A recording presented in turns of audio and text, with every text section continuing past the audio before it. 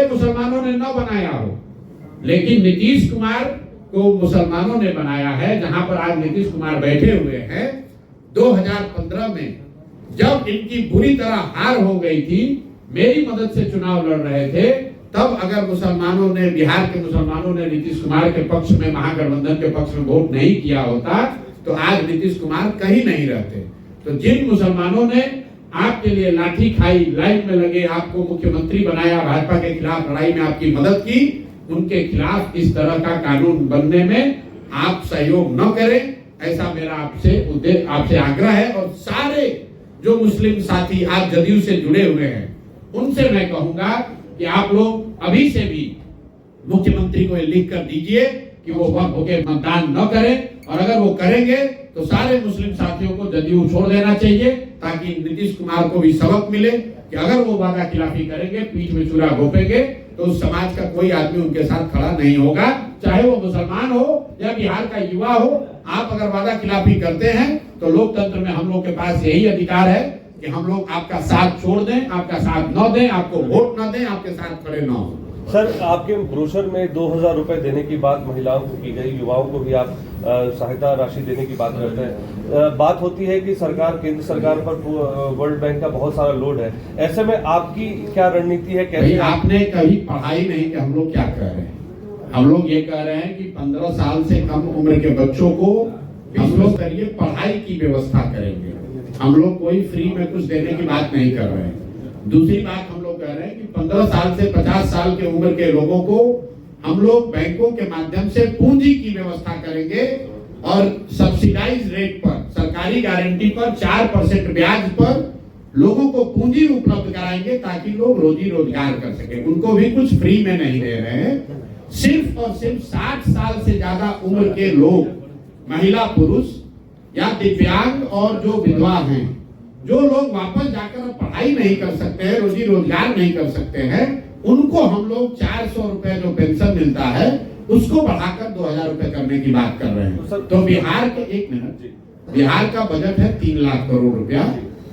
अगर उसमें से 60 उम्र के महिला पुरुष को 2000 रुपया महीना दिया जाए तो वो करीब करीब 3% राशि होती है। तो हम लोग की अपनी सोच ये है कि 3 लाख करोड़ रुपए के बजट में बिहार के वृद्ध लोगों का या असहाय लोगों के लिए 3% राशि अगर खर्च की जा रही है तो वो गलत नहीं है। बाकी हम लोग फ्री में सब कुछ दे देंगे, इसके खिलाफ हैं। ये राजद नहीं है। राजद वालों ने कहा कि हम 2500 रुपया दे देंगे। आप लोग सब पत्रकार हैं, आपके पास मोबाइल फोन है, मोबाइल फोन में कैलकुलेटर है, जरा आप जोड़िए। बिहार में 6 करोड़ महिलाएं रहती हैं। अगर आप हर महिला को 2500 रुपया महीना देंगे तो साल भर में करीब करीब 1,55,000 करोड़ रुपया खर्च आएगा। बिहार का योजना बजट है 1 लाख करोड़, और उसमें आप 1.5 लाख करोड़ रुपया दे दीजिएगा, महिलाओं को कहां से पैसा आएगा? तो ये तो सामने से बताया जा रहा है कि हम झूठ बोल रहे हैं, इसको मानने वाले नहीं है। जैसे उन्होंने वादा किया पिछली बार कि हम 10 लाख लोगों को नौकरी दे देंगे, उसी तरह कह रहे हैं हम सबको 2500 रुपया दे देंगे। ये तो जनता के सामने है। मूर्ख से मूर्ख व्यक्ति भी ये समझ सकता है कि झूठ बोला जा रहा है। देश में बिहार की बात छोड़िए, दिल्ली और गोवा को छोड़ दीजिएगा, 1-2 और छोटे राज्यों को, तो कोई राज्य ऐसा नहीं है जो अपने दम पर 2500 रुपया या 2000 रुपया समाज में हर व्यक्ति को, हर महिला या पुरुष को दे सके। ये संभव नहीं है। ये कोई अगर कह रहा है तो सिरे से आपको टोपी पहना रहा है, या वो खुद मूर्ख है या पूरे समाज को मूर्ख बनाने की कोशिश कर रहा है। सर, बिहार में शराबबंदी कानून लागू है, जब शराबबंदी कानून को कैसे देखती है? अगर आपकी सरकार बनती है तो उसमें संशोधन होगा या ये कानून जारी रहेगा? आपने कहा कि बिहार में शराबबंदी लागू है। मैं कह रहा हूं कि बिहार में शराबबंदी लागू नहीं है। बिहार में शराबबंदी का कानून लागू है।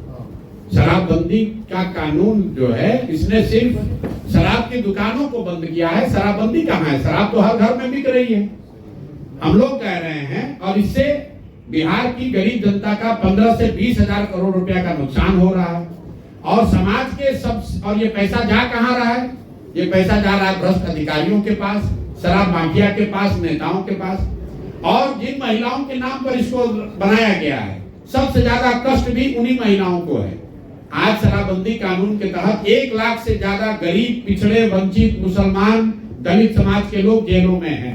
उन घर के महिलाओं की स्थिति जाकर देखिए क्या हो रही है। जितने पैसे वाले लोग हैं वो कोई शराबबंदी में जेल में नहीं है। 1 लाख से ज्यादा लोग जेल में हैं। कौन लोग हैं ये? उन घरों की महिलाओं की स्थिति क्या हो रही है? जो लाखों लोग जहरीली शराब पीकर जिनका लीवर खराब हो रहा है, गरीब लोगों का, हजारों लोग जिनकी मृत्यु हो गई, उनकी चिंता कौन करेगा? इसीलिए जनसुराज ने कहा कि ये ढकोसलाबाजी नहीं चलेगा। शराबबंदी अगर जनसुराज की सरकार बनती है तो 1 घंटे में हटा लिया जाएगा। आप देखिए कितना बड़ा धोखा हो रहा है बिहार के साथ। आप लोग सब पत्रकार हैं, भाजपा के नेताओं से जरा आप लोग पूछिए कि भाई अगर शराबबंदी इतना ही अच्छा है तो ये बढ़िया वाला मिठाई खाली बिहार को ही क्यों खिलाया जा रहा है? यूपी में भी लागू कर दीजिए। देश में मोदी जी की सरकार है, पूरे देश में लागू कर दो शराबबंदी। क्या देश की महिलाओं का एम्पावरमेंट नहीं होना चाहिए?